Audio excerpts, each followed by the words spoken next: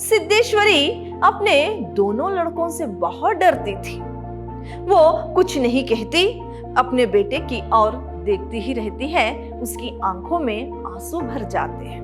वो अपने टूटे जूतों को खिसकते हुए, खांसते हुए अंदर आते हैं और क्या है, चौकी पर बैठ जाते हैं। देखिए, ये एक ऐसे परिवार की कहानी है, भरपेट भोजन भी उनको नसीब नहीं होता।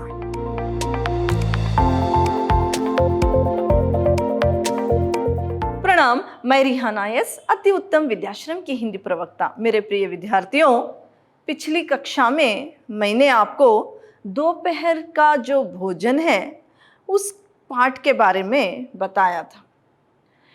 आपका पाठ यहाँ तक हो गया था, जैसे कि ये गरीब परिवार का रहन सहन, ये क्या है, वहाँ किस तरह से वो एक वक्त के भोजन के लिए, यानी वो किस तरह से एक गरीब परिवार का रहन सहन था, किस तरह से उनको भोजन के लिए भी संघर्ष करना पड़ रहा था, इसके बारे में। और उस परिवार में सिद्धेश्वरी किस तरह से एक दूसरे के लिए क्या है, प्रेम डालने के लिए झूठी से ही कुछ ना कुछ रामचंद्र को बताती है कि मोहन किस तरह से उसकी इज्जत करता है।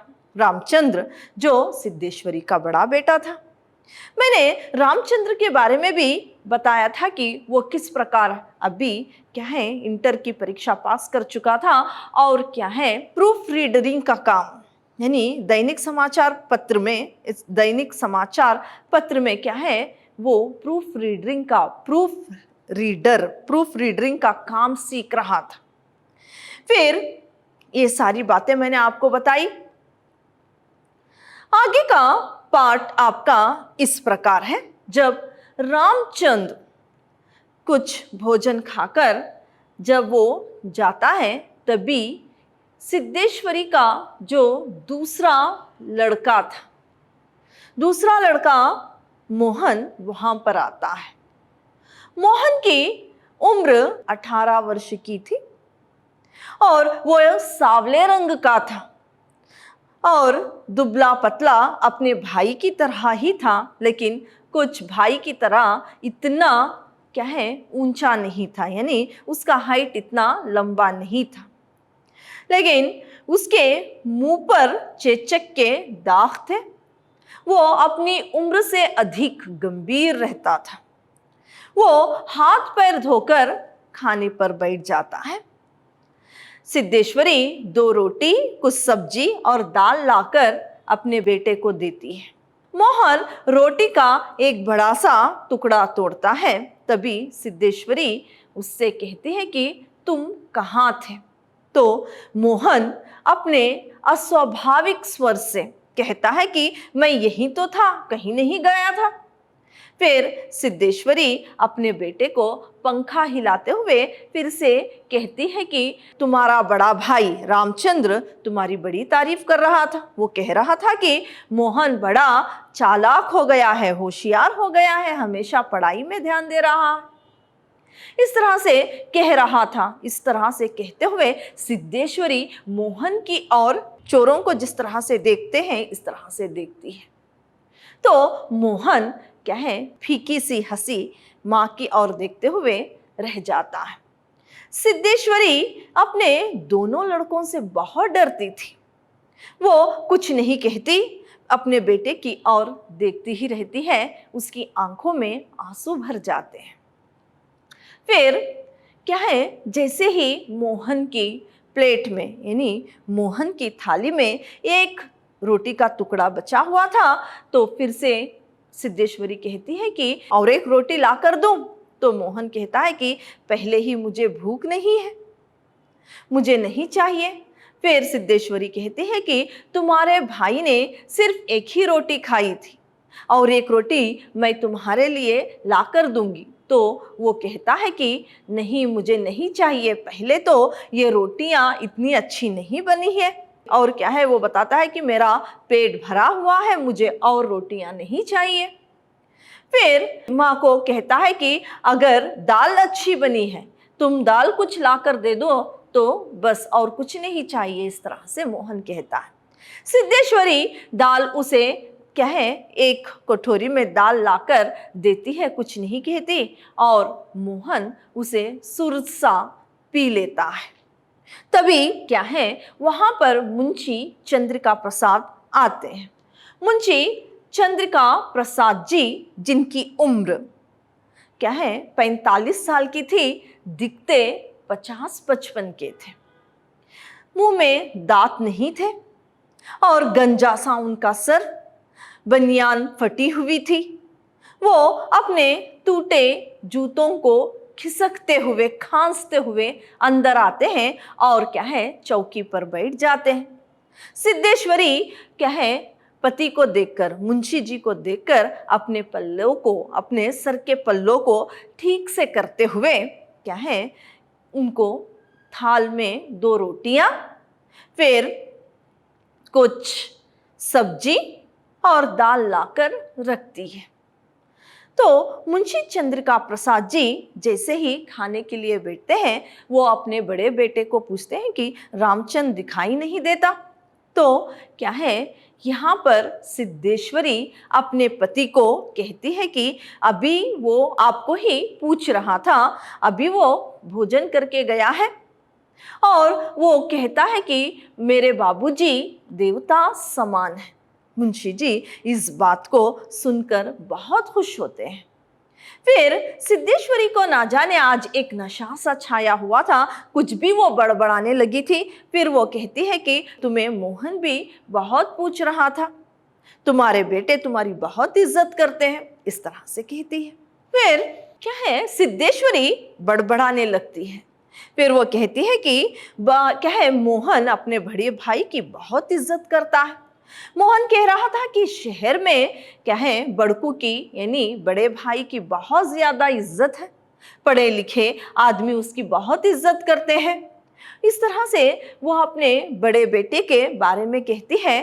तो यहाँ पर मुंशी जी कहते हैं कि पिछले जन्म में कभी वो महात्मा रहा होगा, इतना नेक जो है, इस तरह से अपने बेटे की तारीफ भी करते हैं। फिर वो मुंशी जी कहते हैं कि मोहन भी बहुत होशियार है, और सामने जो चारपाई पर यानी टूटी हुई चारपाई पर सोया हुआ प्रमोद की ओर भी देखकर कहते हैं कि हाँ, ये क्या कम होशियार नहीं है, देख लेना प्रमोद भी बहुत होशियार है। इस तरह से अपने बेटों की क्या है, बहुत ज्यादा तारीफ करते हैं और मुंशी जी सिद्धेश्वरी की ओर देखकर हंसने लगते हैं। अब सिद्ध क्या है, मुंशी जी के दांत ना होने की वजह से धीरे धीरे से रोटियां वो खा रहे थे। और सिद्धेश्वरी कहती है कि हाँ, बड़ा बड़कू भी क्या है, छोटे प्रमोद को बहुत ज्यादा ही प्रेम करता है। वो दुनिया में यानी संसार में सब कुछ सह सकता है, लेकिन प्रमोद पर कुछ छोटी सी भी आंच आ जाए वो सहन नहीं कर सकता, इतना प्रेम करता है प्रमोद से। इस तरह से अपने पति को भी कहती है। फिर सिद्धेश्वरी अपने रिश्तेदारों के बारे में अपने पति से कुछ बातें करती है। फिर मुंशी जी जब सिर्फ उनके पास उनकी थाली में कुछ ही रोटी बची थी, उस वक्त फिर सिद्धेश्वरी कहती है कि और एक रोटी ला कर दूं। तो मुंशी जी कहते हैं कि अब बस बहुत पेट भरा हुआ है। इस तरह से कहते हुए रसोई की ओर देखते हैं और क्या है, अपनी पत्नी की ओर देखते हैं। फिर कहते हैं कि बहुत पेट भर चुका, अभी मुझे कुछ नहीं चाहिए। तो वो कहती है, सिद्धेश्वरी कहती है कि आपको बड़कू की कसम कुछ तो यानी कुछ आधी रोटी ही सही ले लीजिए। तो इस तरह से जब वो कहती है तो अब मुंशी जी कहते हैं कि मुझे क्या है, रोटी नहीं चाहिए, अगर घर में कुछ गुड़ बचा हुआ हो तो उससे शरबत बना कर दे दो, मैं उसी को ही पी लूँगा। तो सिद्धेश्वरी कहती है कि हांडी में कुछ गुड़ का टुकड़ा है, उसी से शरबत बनाकर लाऊंगी। इस तरह से कहते हुए क्या है, शरबत बनाकर मुंशी जी को देती है। मुंशी जी कहते हैं कि तुमने बड़कू की कसम देती थी, कसम रखने के लिए मैं क्या है, इस शरबत को पीऊंगा और हाजिमा भी ठीक से हो जाएगा और स्वाद भी कुछ बदल जाएगा। इस तरह से कहकर वे क्या है, शरबत को पी लेते हैं। फिर मुंशी जी जैसे ही खाकर उठ गए तो सिद्धेश्वरी ने थाली को, झूठी थाली को लेकर रसोई की ओर चली जाती है। मुंशी जी यहाँ पर आंगन में जो खाट था उस खाट पर जाकर बैठ जाते हैं। सिद्धेश्वरी जैसे ही झूठी थाली में, मुंशी जी की खाई हुई झूठी थाल में जैसे ही एक मोटी सी भद्दी सी रोटी बची हुई थी, उस रोटी को रखती है तो उसकी नज़र सामने सोए हुए चारपाई पर, जो टूटी फूटी चारपाई पर प्रमोद सोया हुआ था, वहां पर पड़ती है। और सिद्धेश्वरी रोटी के दो टुकड़े, बराबर दो टुकड़े बनाती है। दोनों हिस्से बनाकर एक रोटी का टुकड़ा एक दूसरी थाल पर रखते हुए एक रोटी का टुकड़ा अपने पति के झूठी थाल में रखती है। फिर सब्जी नहीं थी, कुछ ही दाल बची थी, वो क्या है, जैसे ही रोटी का टुकड़ा तोड़कर अपने मुंह में रखती है तब उसकी आंखों में आंसू आ जाते हैं।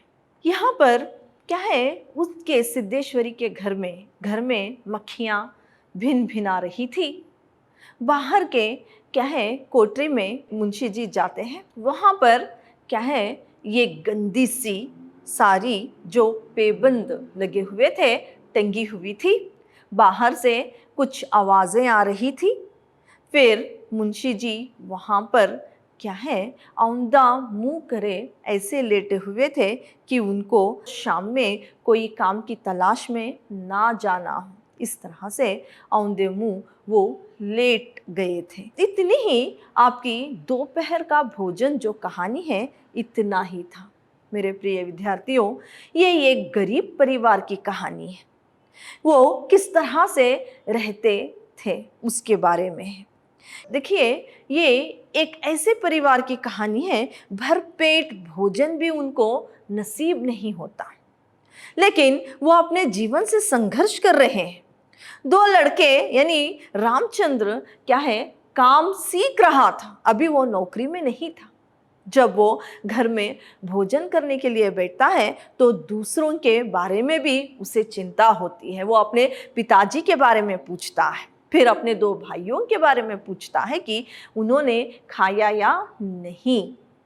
फिर जैसे ही मोहन को भी सिद्धेश्वरी पूछती है कि और एक रोटी ला कर दूं, तो वो ऐसे कहता है जैसे कि क्या है, एक शिक्षक अपनी शिष्या से कह रहा हो कि मेरा पेट पहले ही भरा हुआ है और आप तुम जो रोटियां बना रही हो वो तो पहले ही खाने के लिए दिक्कत हो रही है, यानी झूठ मूठ इस तरह से कहता है।